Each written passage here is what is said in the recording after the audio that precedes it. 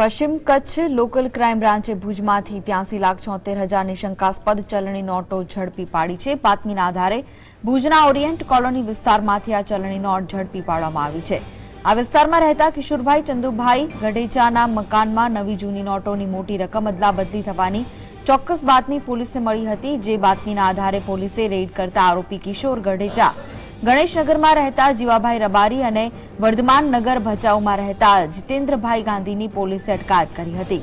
આરોપીઓ પાસેથી રૂપિયા 2,000ના દરની 1,780 નંગ નવી ચલણી નોટ મળી આવી તો 1,000ના દરની 3,282 નંગ જૂની ચલણી નોટ તેમજ 500ના દરની 3,028 જૂની ચલણી નોટ પણ મળી આવી હતી।